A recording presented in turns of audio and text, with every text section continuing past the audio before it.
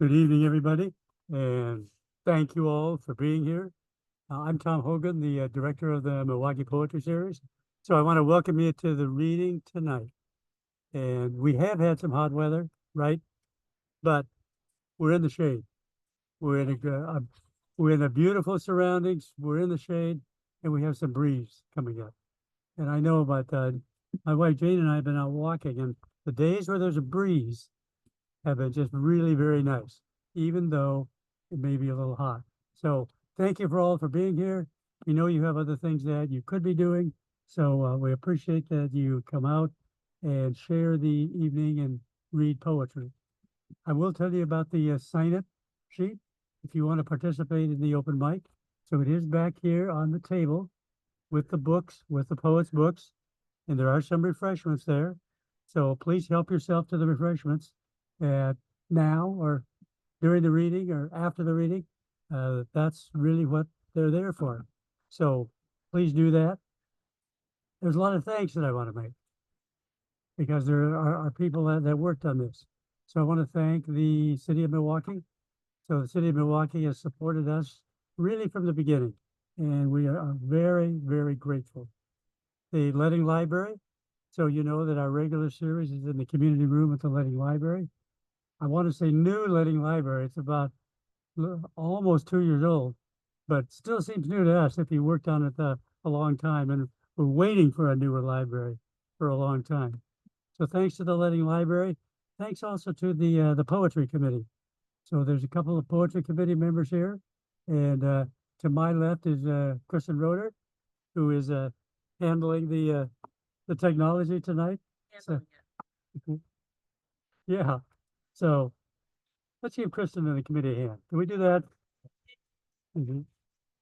Really, because as you know, there things don't happen unless you have a group of people working on it. I want to say something about some of the poetry events coming up. We are just at the end of our season. We're going to be starting our new season, the 18th season, in September. Our next reading is going to be September 11th. We're going to have a poster out, which will be somewhat like the poster for this last year. And there are some copies that I brought here, but it's for last year. But in any event, there'll be something like that out. And I've got we'd like to get it out in a couple of weeks. So that'll be a month before the reading, maybe 3 weeks, thereabouts. But please watch for that. We are the second Wednesday of the month. So we are at the Letting Library in Milwaukie, and we're going to start that up. We will be live streaming again. I want to welcome those of you that are on Zoom tonight. So those of you who have logged in, so thank you very much for doing that. And again, in your situation too, there's other things you could be doing. So we appreciate that you came and joined poetry with us. So thank you all. Well, I've been looking forward to this. So we have 3 great readers tonight. They're going to read for a total of about 40 minutes. And Patty Palmer Baker will be reading first, and Janice Rubin second, and John Van Driel third. So they will be going about 40 minutes. And then what we will do is we will go into the open mic. So if you haven't signed up for the open mic and you want to do that, although I'm going to ask you again before the open mic, but just everybody's encouraged to participate if you want. Would you please silence your telephonic devices too, if you haven't already? Your phones, pagers, beepers, all of those electronics that we've gotten into carrying around with us all the time. Our first reader tonight is Patty Palmer Baker. Over the years of exhibiting her artwork, combination of paste paper collages with her poetry in calligraphic form, Patty Palmer Baker was delighted that people, despite what they may believe, do like poetry. In fact, many like the poems better than the visual art. She now concentrates on writing.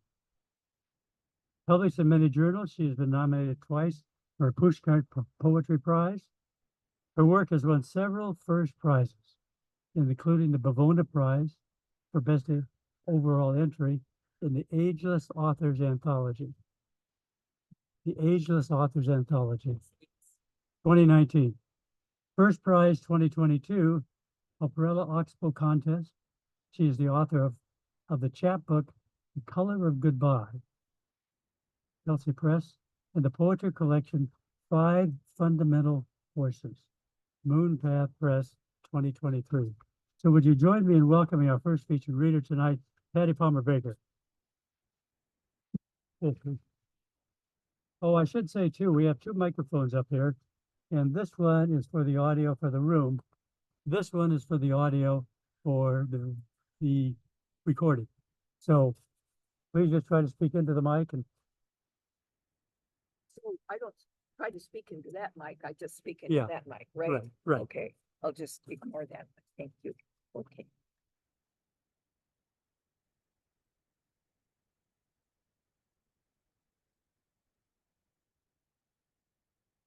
Forgot to bring a book in case you want to buy one of my books. It is on Amazon.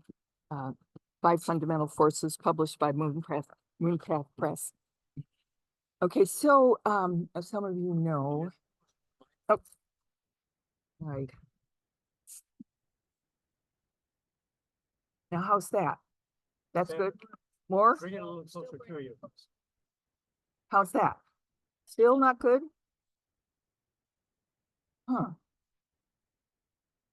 It's still hard for you. How about you in the back? You can't hear?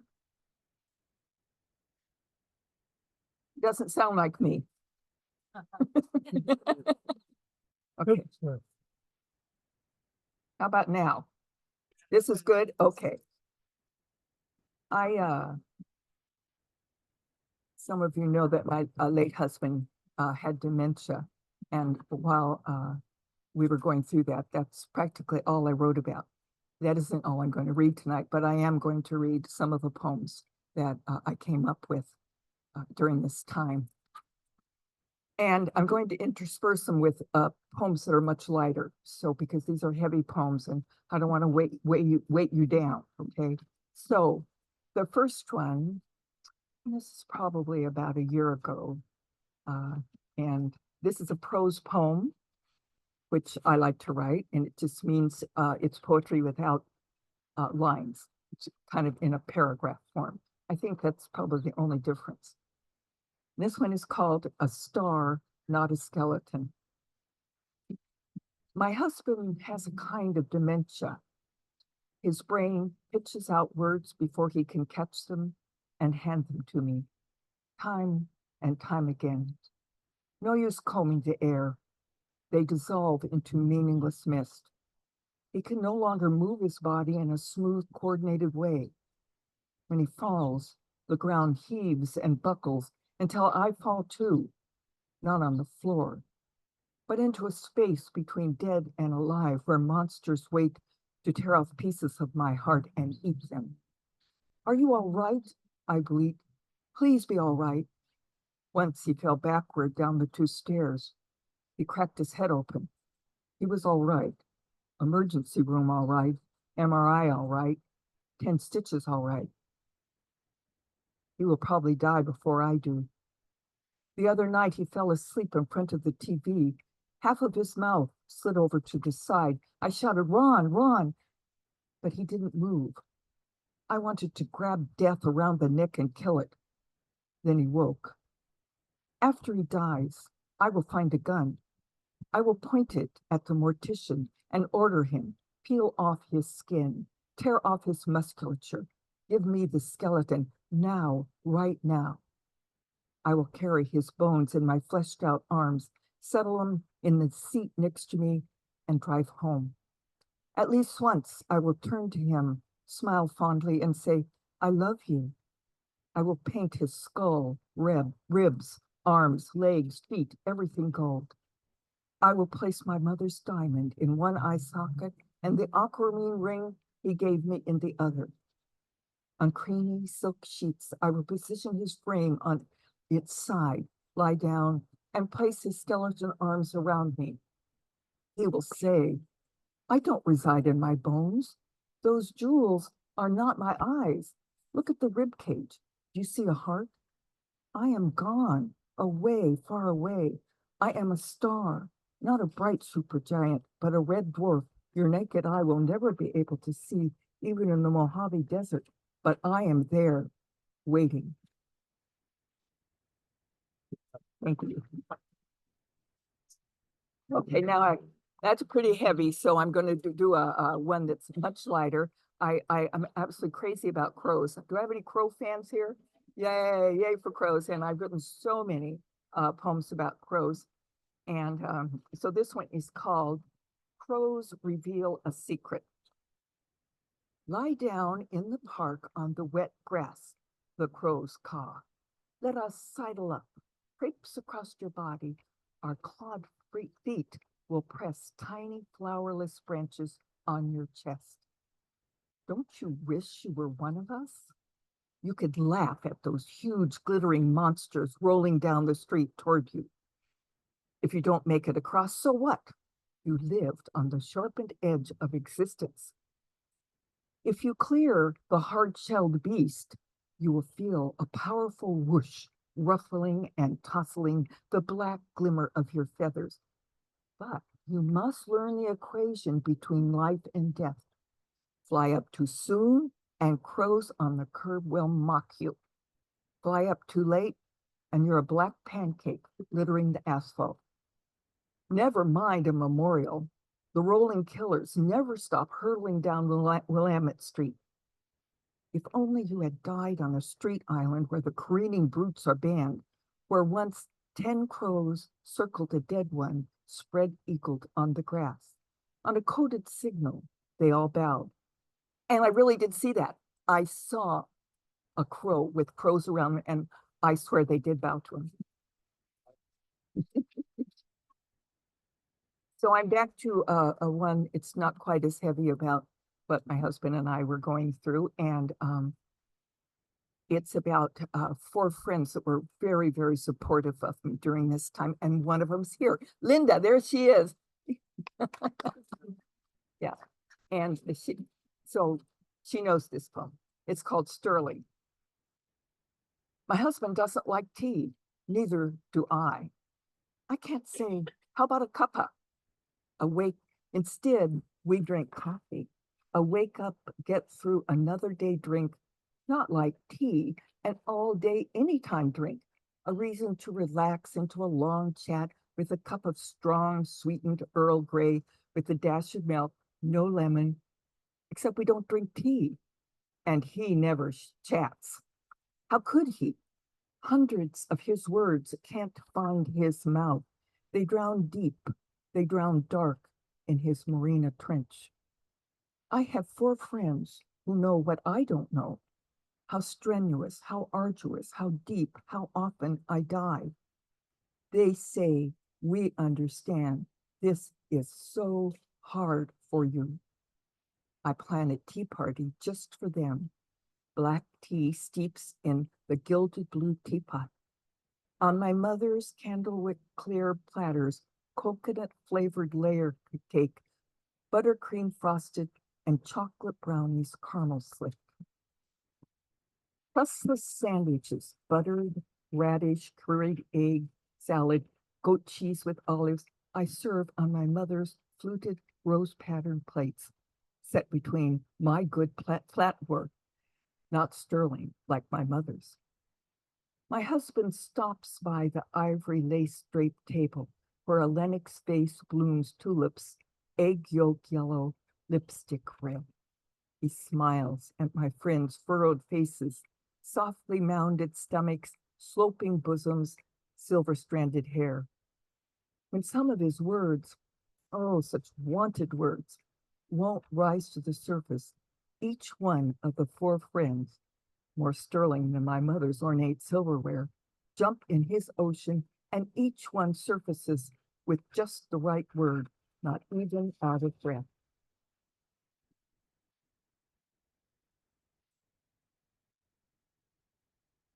Now, the next one, I'm back to an animal, and this is an old poem. And I was taking a class from John Morrison. How many of you know John Morrison here? Yeah, I was taking a class from John Morrison. And at that time, they're not there anymore, I don't think. It was a kind of above place where a dog spa. And you could hear the dogs barking. They wanted to go home. There was one that was really barking. And I felt so sorry for him. And I was distracted and I kept thinking about him. And so I ended up writing a poem about German Shepherds. Does anybody have a German Shepherd here? Yeah, I think they're just beautiful, noble dogs. I really like them. So this is called The German Shepherd Comes Clean. Don't be fooled by my yellow warmed brown eyes or by my sleek amber black fur. I have the body of a wolf. I have the teeth of a wolf. Did you hear that crow cackle? If the man unleashes me, I will catapult, jaws agape, and before your eyes complete the blink, I will snap that bird's head clean off. But I am tethered to a hard strain. He keeps me where walls rise up around me and windows are not air to jump through. Sometimes I forget and streak the glass with salivated longing. When the moon floats nose level, I want to unhinge my jaws, fill myself with her savage satin, but my nose scrapes against that see-through barrier. I unwind a black ribboned howl. Free me, take me somewhere I can peel off my good dog skin, where the sound Rex is a ball I catch and never bring back. A place where the stars pepper my eyes and the moon is so close I can lick the shine. Did I do the German Shepherd justice? I hope so. This next one is I wrote after my husband died, so it is kind of dark. In fact, it's called Dark Matter. And here we go, Dark Matter. Do you think, I asked the crow who snares me in his right black sheened eye, and the sun-struck river who flows forever his rippled self to the sea. Our shadows are fragments of dark matter that follow our birth into a world indifferent to mother love, tear-shined light. Does dark matter even exist? Scientists say this formless substance swirls around our world, never touching the Earth's reality. Yet sometimes I feel a fingerless caress on my forearm and glimpse my shadow behind me, a slice of dark matter, whispering, let go, merge with your dead husband's shadow, which is not dark, but 1,000 rainbows flashing. And my friend Sherry here, when I was talking about this, I came last year and I heard Emmett read with the accordion player. Were any of you here last year? It was so wonderful. Yeah, it was so wonderful.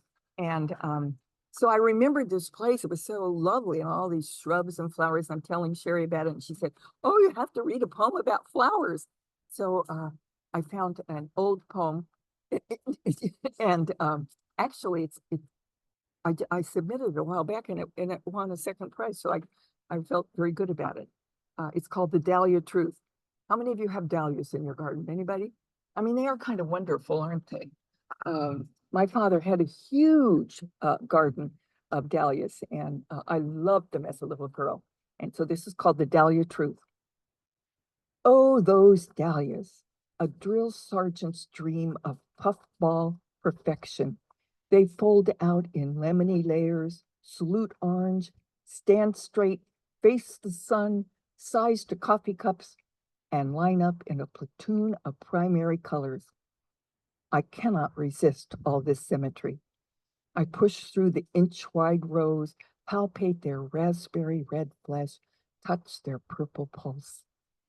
Just beyond the reach of my eyelash looms an arigope spider bigger than the eye of my center, shredding any Van Gogh color-soaked reverie. You need to know, say the dahlias. Finger caresses and moony eyes are nothing to us. The spider nestles in the cups of our petals. We lick the silk from their spindled legs. And thank you. And that's all, folks.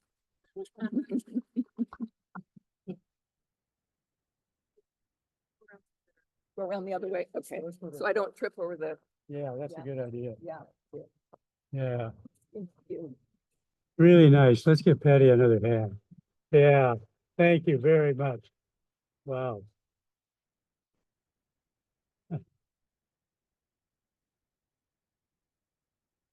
So our next poet drove a distance to get here, and we're glad she did. Janice Rubin is a counselor and an educator. Her work has appeared in San Pedro Review, Third Wednesday, the Timberline Review, Red River Review, Cirque Glass, a journal of poetry, and forthcoming in Turtle Island Quarterly. Her work has been nominated for the Pushkar Poetry Prize and widely anthologized, appearing in the Austin International Poetry Anthology and Pandemic Puzzle Poems Anthology. In 2018, she was a finalist for the Blue Light Press Book Award.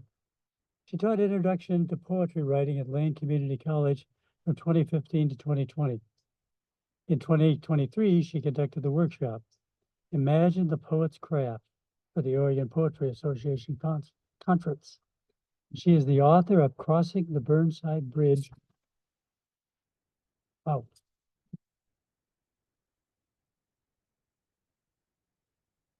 And other poems. So that's Crossing the Burnside Bridge and other poems. You can see it. Janice has got some out there, so you can see it. Tin Coyote in the chapbook Transcending Damnation Creek Trail and Other Poems. Would you join me in welcoming our next poet this evening, Janice Rubin?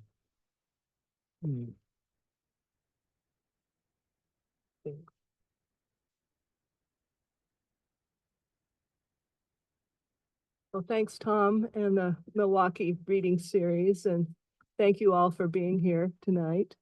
And also thanks to Patty and John. I'm honored to read with you. So can you hear me? Maybe just a little bit. Yeah.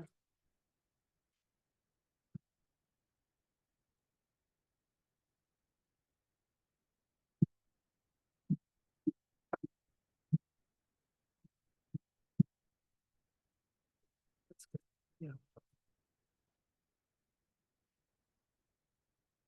So the first poem I'm going to read tonight is called France in September. That autumn, I lived at l'Hôtel de la Petite Fleur in the old part of Nice, La Vieille Ville. The room 4 flights up, a narrow winding staircase built during the Inquisition, the walls a light brown Italian plaster. I walked through the ancient streets to the sun-crested blue promenade, past a noisy market, medieval Gothic church spires, stained glass, faces of saints, expressions of ecstasy. Pigeons congregated on the marble steps in sets of 3, siblings celebrating a happy reunion, exchanging the family news. I met with friends in cafes, drank red wine through the afternoon, talked of plans to travel, Greece in October, Spain in the spring. I understood the French way of life, the passion of love and food, the intuitive voices echoing within.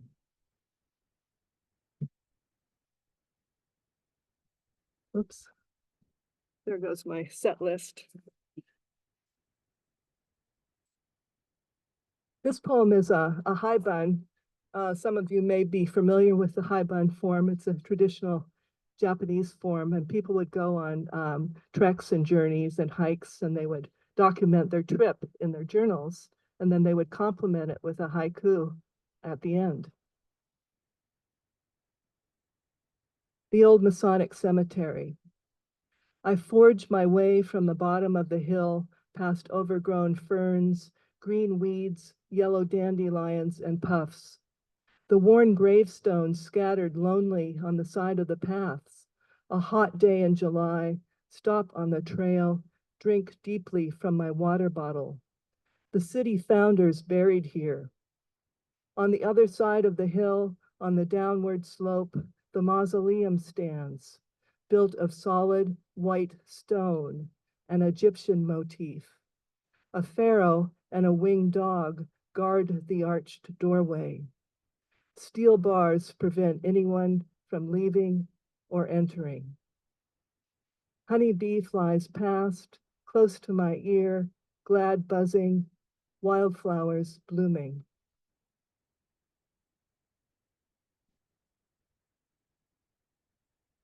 I grew up in I grew up in Portland, and on Saturdays I'd often go with my dad to Powell's bookstore, and we'd browse and through the books. At that time, it was a very small place, not the multi-block complex that it is today.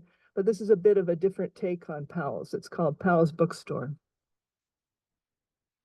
While perusing the poetry section at Powell's, suddenly blaring from the loudspeaker, "Attention, Larry Lederman, please come to the Blue Room to be reunited with your wife."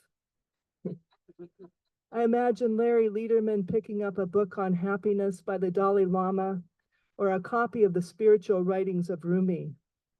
I envision Larry Lederman leaning against a bookshelf, wandering through aisles and aisles of books to the biographies. I see Larry Lederman immersed in flipping through the early life of Calvin Coolidge, one of our most laconic presidents, or perhaps skimming a volume of Auden's life and poetry. Does Larry Lederman want to be reunited with his wife? Maybe he's joyfully reading Young's Dreams in the Rose Room, or having a cup of coffee and a scone in the cafe with a copy of D.H. Lawrence. Perhaps he's picked up The Sheltering Sky by Paul Bowles, or imagines himself sailing across Jean Rhys' wide Sargasso Sea.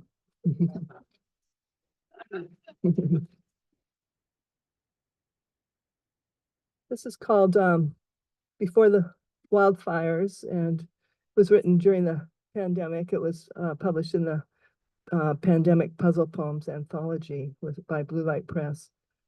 Before the Wildfires. She wrote the phone number hastily on the palm of her hand, rode home hard and fast on her lucky bike. The number partially disappeared with the hot sweat of her palm. She dashed into the house, copied the number on a grocery receipt. Wind began to bang against the house, a warning that trees and power lines could be down in the coming days. Her lights flickered, the living room lost electricity. Under the last low light, she looked at the number again. She wanted to think about the phone number alone in the dark.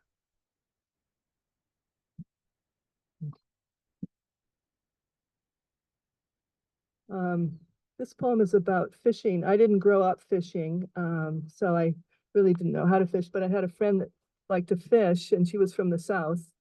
And so we went fishing for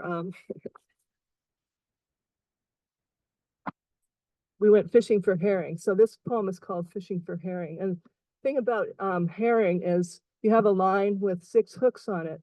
And when I pulled up my line, there were 6 fish, 1 on each hook.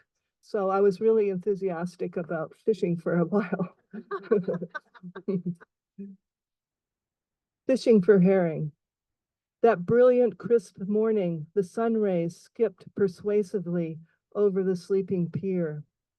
6 sharp hooks on each rig snag on just about anything they touch. The blue undersea the herring share engages the blinding light. 6 herring appear, 1 on each hook. With a sudden exposure to open air, revealed and naked, they wriggle wildly silver. Working the jigging line not too high or hard, just a slight movement, just a desire.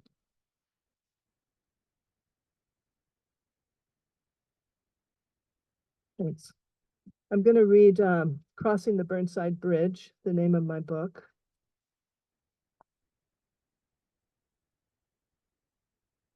Crossing the Burnside Bridge. Remember how I used to talk about Portland, about walking over the bridge?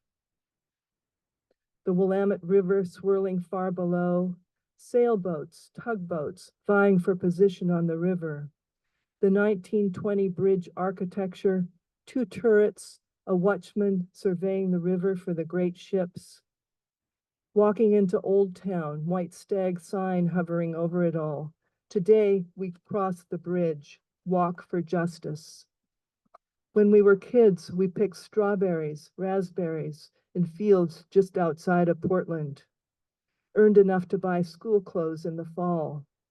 Burnside on the other side of the bridge was known as Skid Row. Our berry bus, a rusty yellow school bus, stopped to pick up the winos from Burnside. They picked berries alongside us. Their Tokay bottles lined the rows of strawberry fields. Pendleton Mill store windows displayed blue-collar work clothes, heavy plaid shirts, red and yellow wool blankets adorned with teepees. Solid leather work boots all beckoned the day laborer. We walked west past St. Andre's Catholic Mission, past the dimly lit bars, dark dives, pink neon signs. Mary's Strip Club, the Paris Theater, hardcore porn shown all night long. We walked to Chinatown, to Hung Far Lows, known for the best chop suey and Mai Tais. Past the Jazz Diopus, beanbag chairs, strong cheap drinks, primo jazz club. Past Powell's bookstore, titles in the window, a portrait of the artist as a young man, Our Lady of the Flowers by Genet. A walk further up to Washington Park, a statue of Sacagawea points the way to the Lewis and Clark Trail. Now we cross the Burnside Bridge, we protest in the pulsing heat of 2020.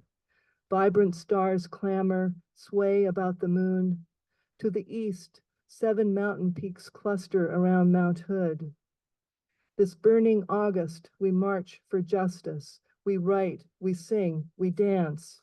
We claim the summer. It echoes over the Burnside Bridge, through the streets and buildings of the Holy Night.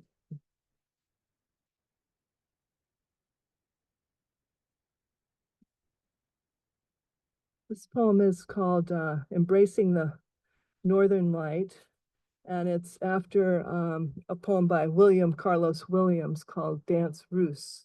You might be familiar with his poem. But it's fun to write a poem after another poet. It's like conducting a dialogue with that poet, whether they're still on the planet or not. Embracing the Northern Light.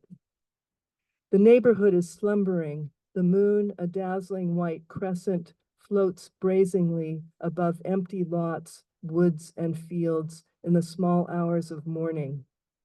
Overhead, flashing stars streak, lighting up shadows of sober Douglas firs. These trees were confidants and friends of my youth. From my simple rooms, I rise early and begin to chant the sutra. Chanting alone, I face east, look at my strong hands and tan arms, sing quietly. I am not afraid, I am not afraid. I will stand firm, at one with myself. Against the rose-crested dawn of this Milky Way morning, light seeps through the window blinds. I continue to chant and sing, truly the hardy optimist in this clapboard house. And I'm going to end with Three-Fingered Jack.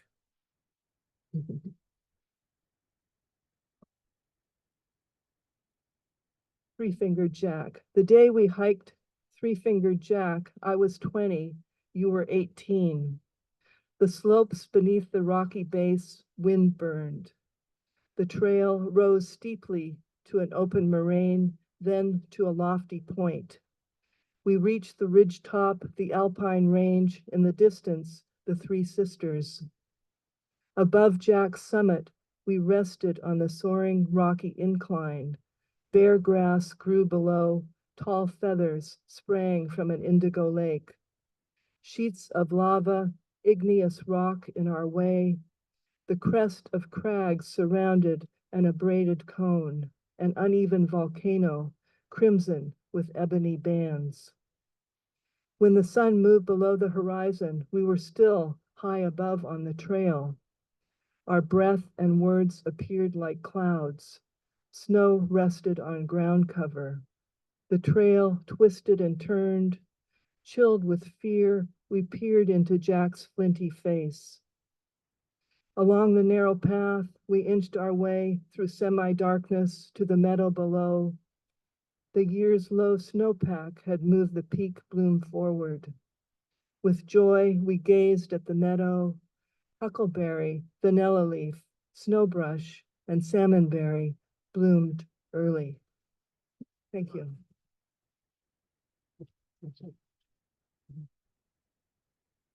Wow.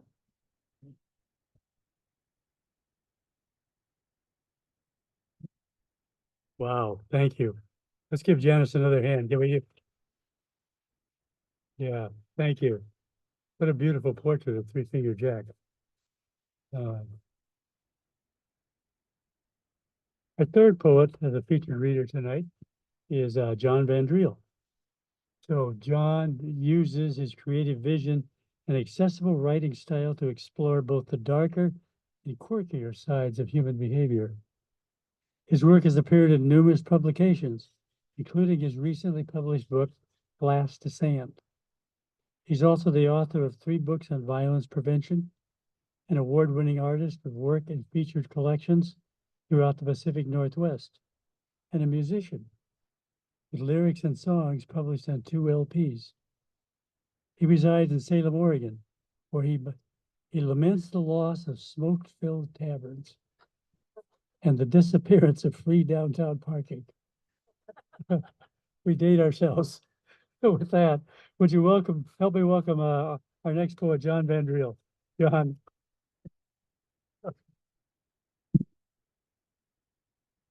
Appreciate it. Yeah.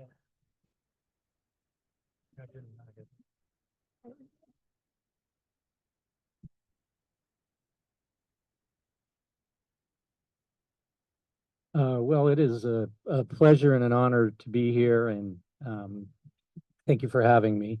I appreciate it very much, and presenting with Patty and Janice. Janice for a second time. We're on tour together now, I think, officially.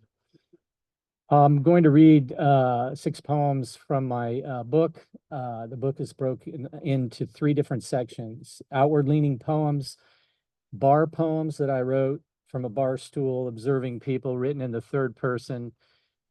They're all lyric poems, but some lean more to essay. And then the 3rd section is more inward-leaning poems. And so I'll just do a few from each of those sections. The first is titled Maslow's Leapfrog. It's from the 1st section, and it is an outward-leaning poem. Maslow's Leapfrog. These times of fires, feuds, plagues, and floods, more intense in the past? Probably not. It was worse for my ancestors. They knew calamity as Hydra. Still, in the context of our times, infectious disruption tows chaos in its wake, while the politics of acrimony shoves civility to the outer fence, pressing its back to thin, rusty wire and slicing barbs. We watch the misfortune of others repeat and reside on our screens, sidewalks, and vacant lots. Trauma is an abstract experienced subjectively. Try, as we always do, this game of leapfrog on Maslow's stairs often ends with limbs splayed, wide and yanked back by body's heavy burden, fingers left to grasp at lower treads.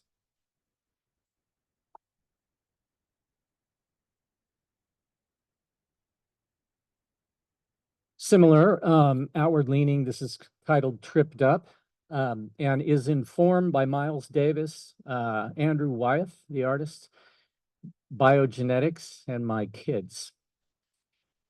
The modal jazz, a soothing sound in my earbuds.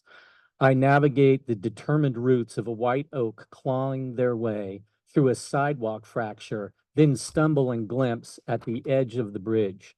Tucked just under the concrete steps leading to the park, a man resting, shrouded in a blue plastic tarp. A garbage bag sits, spilling soiled socks, tattered underwear, a pair of truly distressed denims over the damp grass. A Starbucks paper cup stuffed with candy bar wrappers lies next to his hand. His sleeping bag is strewn over the stair railing, drying in the sun. A few feet away, a shopping cart, adorned with strands of decayed ivy, wet rags, an orange safety cone, a dog leash, and silver tinsel, leans against a bridge post. The tinsel doesn't make sense. My mind mutes the tune, its moderate melodic tempo transposing to the smell of dampness and urine. It reminds me of the high school locker room when I was 15. It's not a nostalgic smell. Compassion fatigue. I've become numb to these scenes, the new normal in my city. In the past, I was acutely concerned. Each person living on the street advising me on guilt, their threadbare accessories and refuse, a reminder of my failed humanity. I often felt compelled to do something, but secretly wished they would return to the trees out of sight. I know there must be a middle ground between passion and indifference. I head back to town through the park, focused on the music. Miles reminds me that it's just blues. That's all it is. My thoughts turn to a book on Andrew Wyeth. My life has always been a painting composed collaboratively by the gods of biogenetics and my parents, but left to me to add color, value, form. Now my kids add glazes of translucent monochromatic tone, like thin colored slices of stained glass held over the entire canvas, each layer subtly unifying the whole. There is an awkward aesthetic, but so far it's working. It could have been different though. It still could be. I look back at the resting man. That's me in a different universe. That's any of us.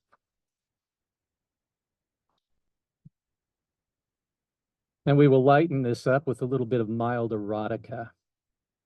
A bar poem called Act 2, Scene 2. This is a nod to the bard, and has a little more hope. And like I said, a little bit of a softcore erotica with some voyeurism. Act 2, Scene 2. We sat street side. The air was cooling. The day almost done. My Juliet ordered us another round. Vodka and soda, crisp with carbonation and muddled lime. Our conversation winding down, we enjoyed the ambient sounds of the city and browsed the rambling pedestrians. Across the street, from a third floor balcony, a light switched on, shone into the evening. A woman appeared, parting the drapes of the sliding door, enthusiastically stepping through to grip the terrace railing. She watched the night while lifting a vape pen to her lips. The spark of the activation light flashed. She slowly drew from its contents. Holding her breath, she smiled, turned toward the door, and slumped against the balustrade. A young man approached, shirtless and head lowered, his eyes fixed on her. The two embraced and slowly slipped their lips together. She exhaled the vapor into his mouth. His torso swelled as he took the drug deep into his chest. Her arms rose to his shoulders. He pulled her toward the interior, both disappearing as the remnants of steam dissolved in the air behind them. We continued our watch, blushing, hoping they would return. But within seconds, the room's interior dimmed to a glow. Drapes caught a slight breeze and danced unhurriedly against the rigid sides of the door casing.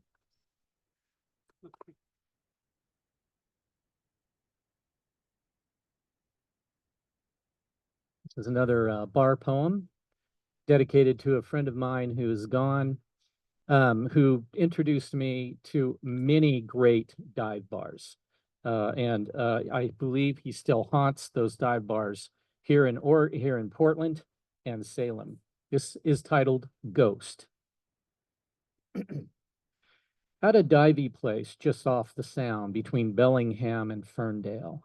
A rich palette of neon lighting, booze advertisements, dozens of small TVs featuring sports and sitcom reruns filling the den. The bar owners have made the interior their canvas.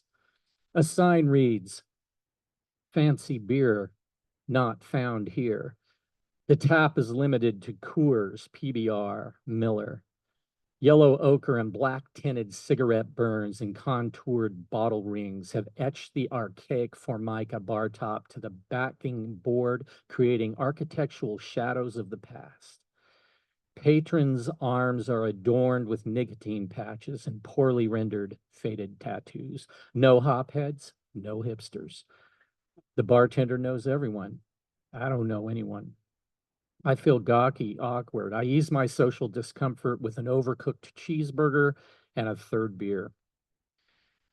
A lady enters from the smoker's porch, her body long and calligraphically flowing from the restrictions of her skin-tight denim, tailed by the robust smell of stale, smoke-drenched air.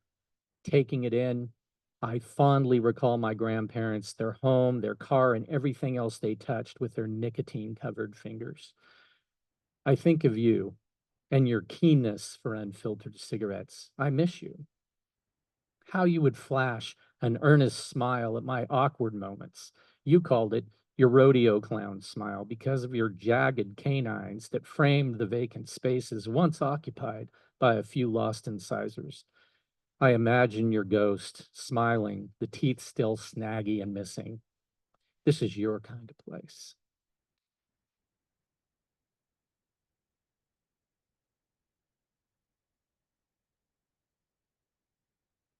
Crimson to pink to gone.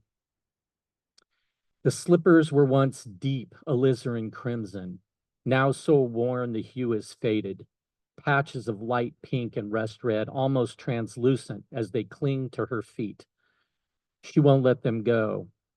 She once proclaimed, "My ruby shoes will turn to wings." Giant calligraphic extensions that carry me to checkered marble floors and crushed velvet furniture. That was a dozen years ago, just before the last of a string of emotional crises ending with her wandering off at dawn, found later with unsettled eyes and facial expressions twisted by confusion and panic, covered in duck feces and river slime, hunkered behind a downtown alley garbage dumpster. That was the impetus for intervention, hospitalizations, medications, even the consideration of electroconvulsive therapy. She's stabilized now, held just short of catatonia by the right pairing of medication and supervision. She rarely speaks. She almost never listens to others. She spends her waking hours drawing with colored pencils, flowers and birds mostly on watercolor paper. His love for her has paled, but his devotion has not. He still sits with her, often eyeing the slippers. He won't let them go either. The nurses know this and add stitches when threadbare material splits or tears. And last,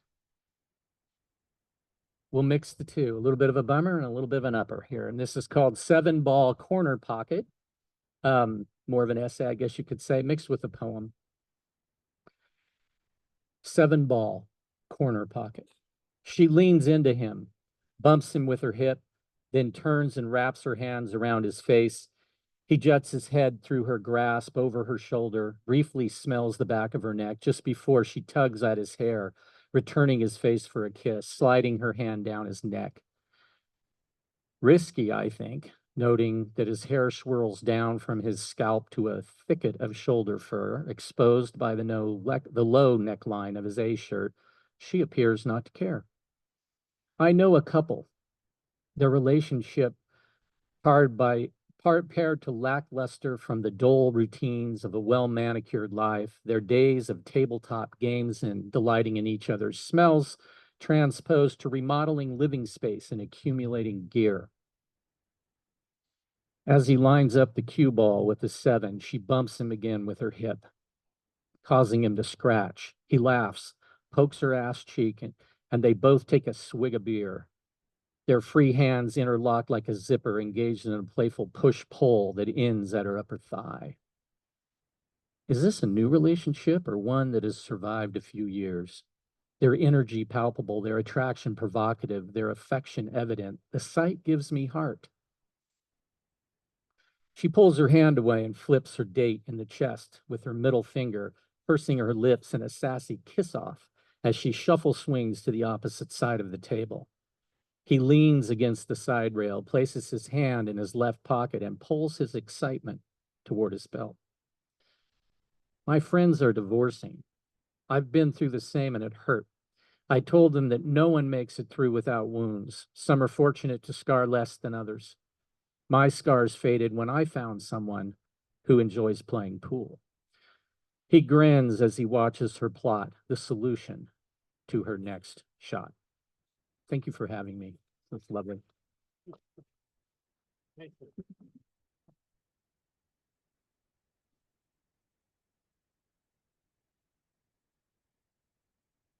Well, thank you so much. Let's give John a hand. Can we do that? Another one. Thank you. And I think I'll ask, could you bring up the open mic reading list? And we'll see what we have on the list. Thank you again, featured readers. Oh, great. Thank you.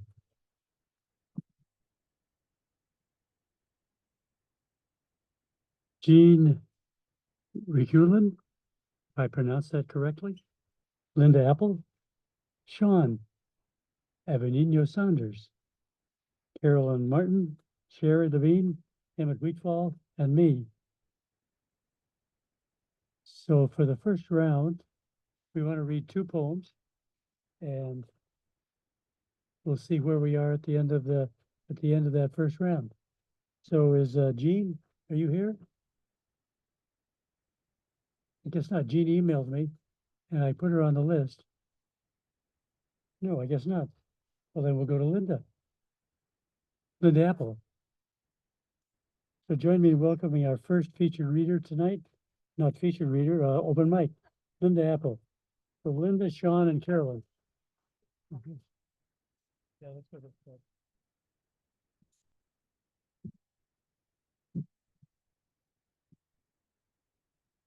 Okay. Is that mic working for everybody? All right. I had a poem that I wrote last week that I wanted to read. And when I got here, I discovered that I didn't have it with me. I had picked up a different one. However, the topic is quite similar. It's an August poem for the month, entitled In the Certainty of Blackberries. In August, the blackberries hang, dark and sweet, and just beyond the hungry reach that drives us. Over the ripeness of summer, lush with fruiting, falls a pall of dust that soon will dry and desiccate these berries.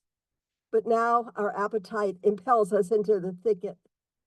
Though thorns rip at arms and prick the fingers, we stretch avidly to pluck the fruit, risking the pain, intent on the prize. We thoughtlessly supplant the birds who dart around to claim a share. We pop the best into our mouths, knowing August prefigures autumn. Even now, the light begins to contract. The peaches on our kitchen counters turn in a day from golden ripeness to brown decay. The blackberries will wither on the vines. In these seasonal certainties, we recognize our vulnerability. Beneath the bounty of the month, we sense the steepened slope to an abyss, a deep and fearful hole. Off balance, we try to measure how we might fall into it or how avoid it. And yet we know it is a portal to tomorrow. That is also certain.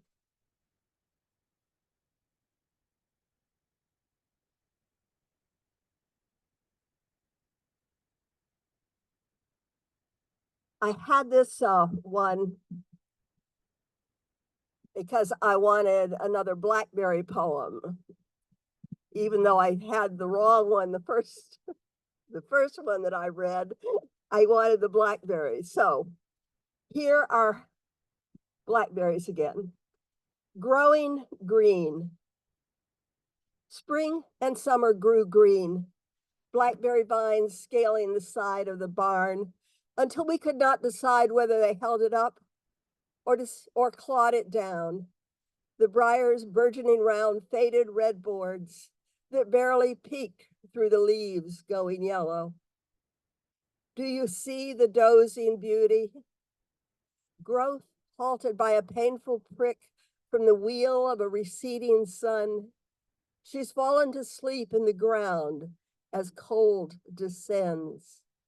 The berry canes rattle through the long, fallow months, awaiting the groan of waking and green growth.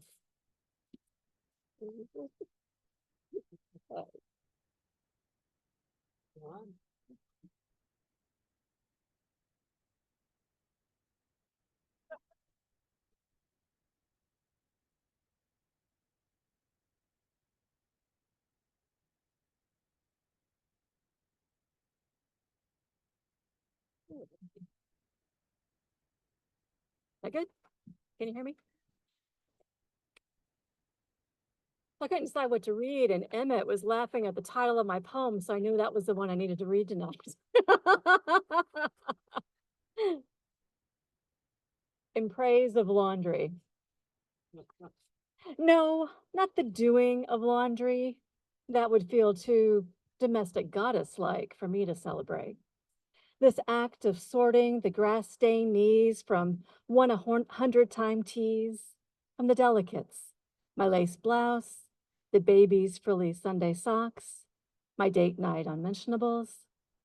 Nor do I praise the meticulous timing of fabric softener so my kids can magically enjoy the scent of spring rain in their blankets on winter mornings. No song to the midnight load to clean my teens' new pre-torn jeans, those must-have or she would rather die jeans, ready to wear to school on Monday. Instead, I want to praise piles of dirty laundry.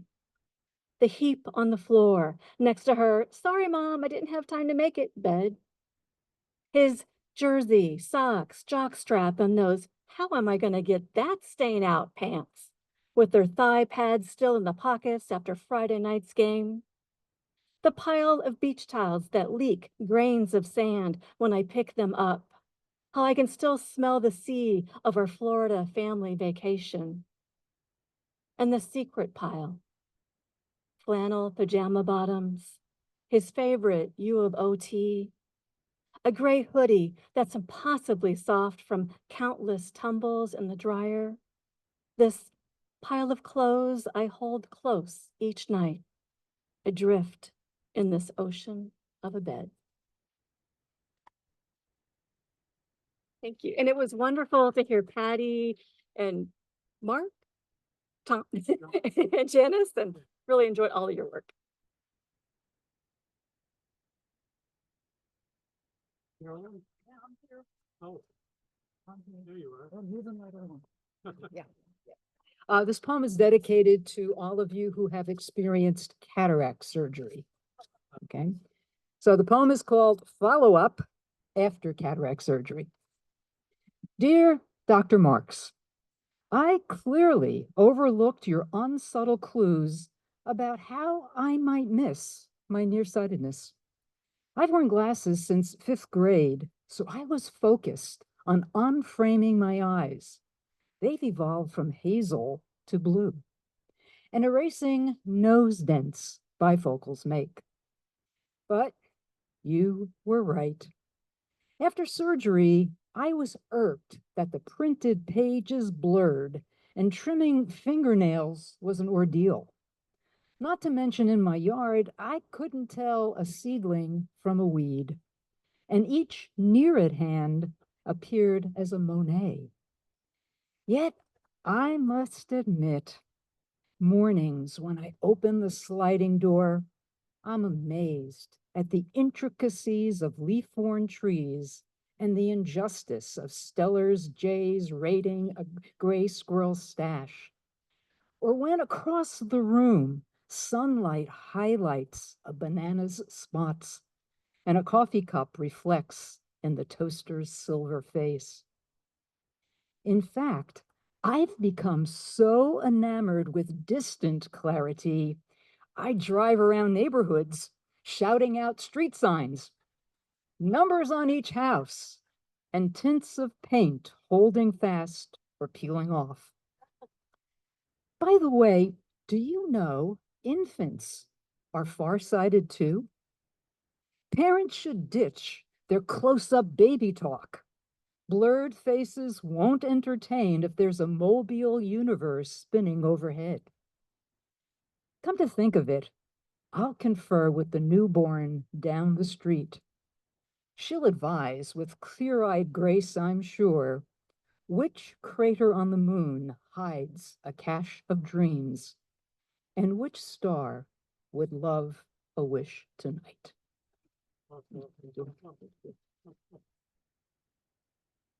Wow. Jerry and Emmett and me.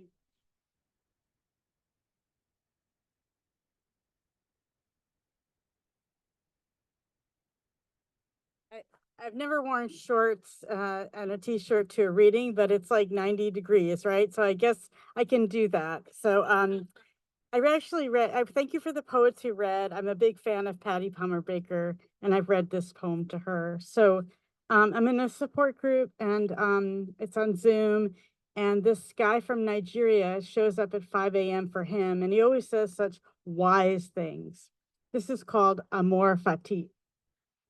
Amor Fati, the Nigerian man said during my support group. Love your fate, he said again. But I heard, love your feet. This morning at my desk, I felt fluttering, then pounding in my chest. What if my grandmother had everything, uterine cancer, ovarian cancer, breast cancer. I remember at 10 lying on her silk sheeted bed, watching Jeopardy, munching on walnuts while she puffed on Pall Malls. I lay on her breast, all bone, and I was afraid I would fall through like a cave. At 20 and manic, I watched her dance on the kitchen floor with my new boyfriend, his big hairy hand wrapped around her fringed daisy robe, tiny waist. She grabbed a giant bottle of pink pills and offered me a mound like candy. After my divorce, I sobbed to anyone who would listen. Once at Macy's, a shoe salesman wearing a gold rose pin on his lapel snapped a box shut, looked into my sore eyes, and said, "March on." Thank you.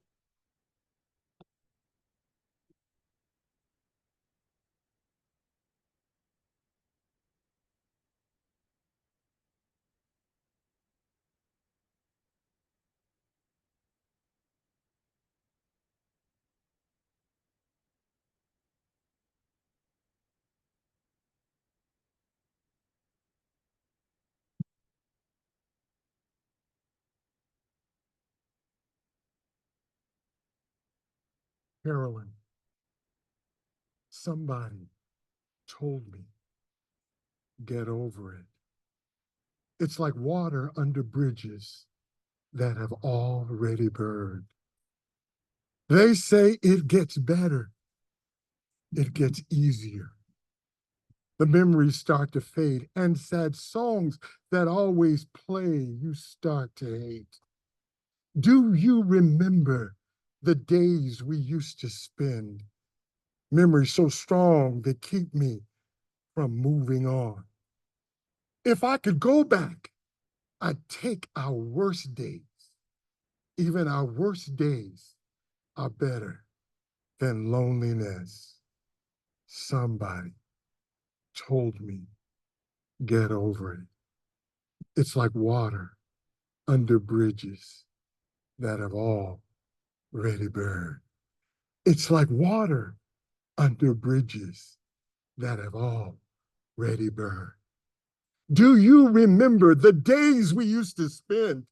Sherry, the memories so strong, they keep me from moving on.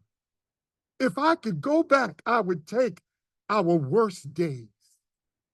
Even our worst days are better than loneliness. Somebody told me, get over it. It's like water under bridges that have already burned. Everyone, just one more quick one. This was from my first chapbook, written about 7, 8 books, and over the years, and this is my first chapbook, just a collection of short poems. Title of the collection is called First Among Beautiful Stars. First Among Beautiful Stars. And I'd like to share that with you, just a short poem. I shudder to think about returning to the deep, to that vast oasis of darkness, lacking beautiful stars, to that subconscious world where absent are continents. Will I again know myself, let alone my given name? All I've ever known is the temporal light of life. If there is the light of God, let him illuminate me so that I be first among beautiful stars.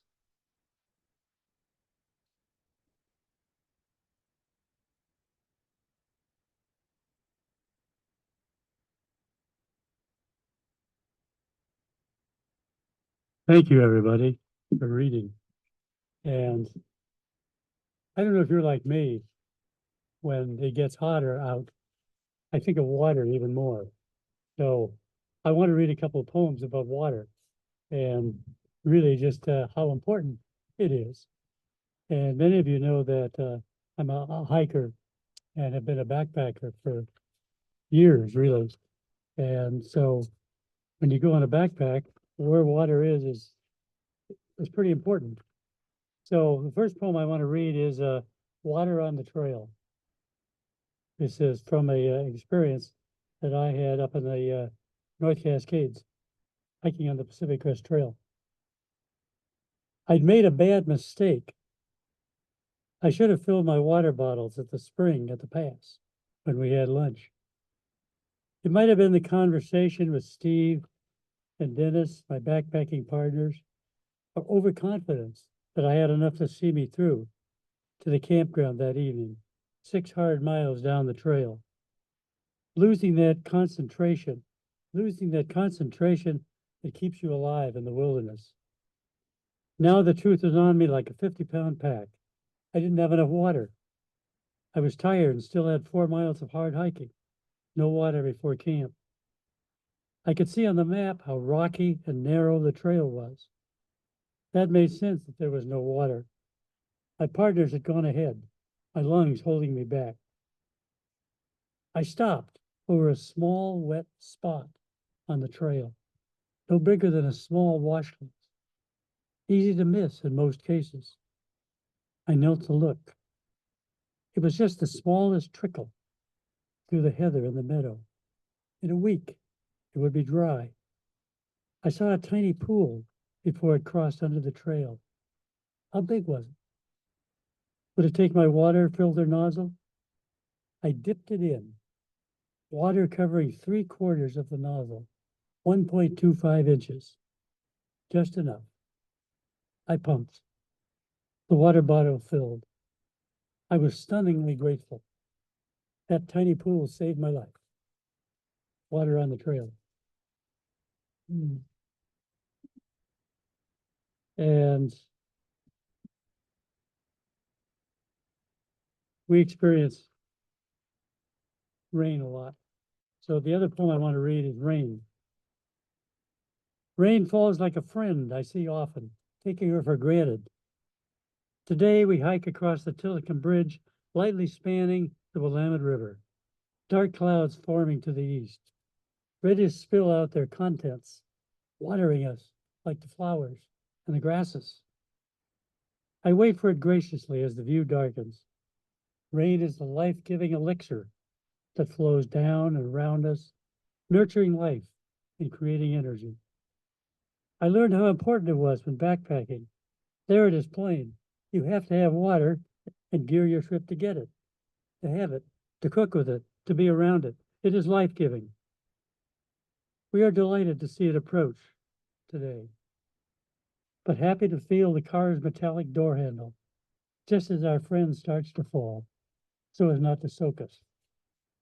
Rain.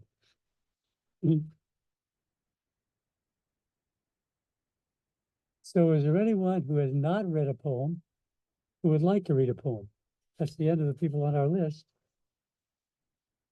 Is there anyone here who would like to read a poem?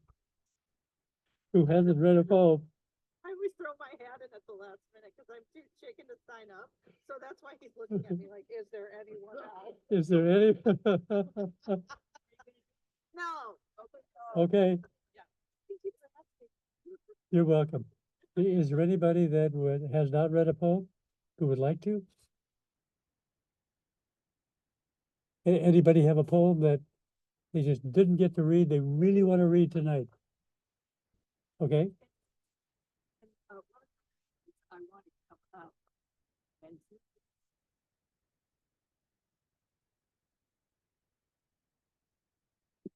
it's because I forgot to thank everybody for being here and thank Tom for arranging this. And that was very much of an oversight.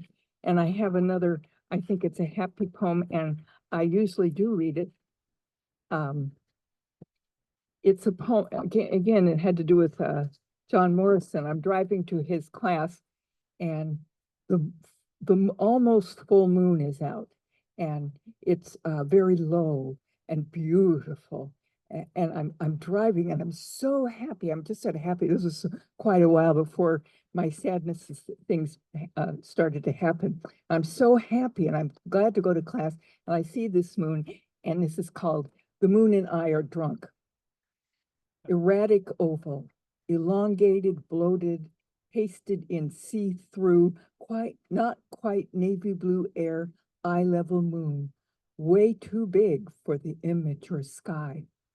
Not star white this moon, gold smooth. No, not smooth, moony holes patched with ragged blotches. Lunatic moon slides over to the driver's right side, then to the left, then can't be seen. Soon coffee cream magnet moon adheres to the windshield. Man in the moon laughs and laughs, offers me a drink. I sip the missing edge. Both of us are sliding off the sky. I am drunk. My body shines moonbeams that slither through the sky and streak the asphalt. I swallow the moon whole. My body stretches and stretches until the skin glides open. My heart floats out a new moon. Thank you. And again, thank you, Tom, and thank everybody. thank you. Well, can we give the featured readers another hand, please? And could we give the open mic readers a hand as well? what a rich evening we've had in this lovely setting. So I was sitting there and I was watching the tree limbs up here sway in the breeze as the breeze came up. And I thought, this is just lovely. So what a rich evening. Thank you all for being here. If there are people who have logged in and are still here, thank you very much. I'll tell you a couple of things. If anyone needs to use the restroom before you go, it is inside just through this door. They are open, so if anybody wants to order flowers or a plant, they would love to take that order. Yes. It's, what a rich evening.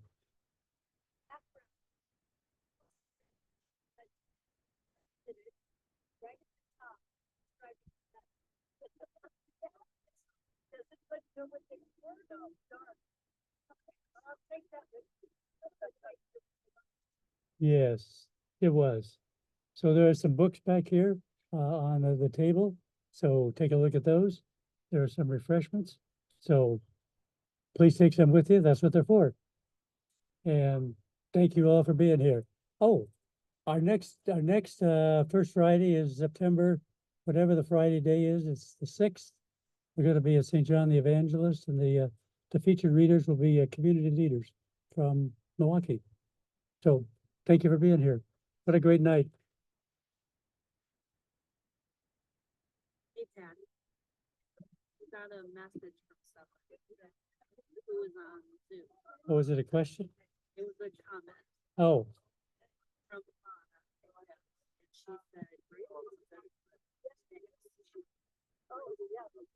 Anna.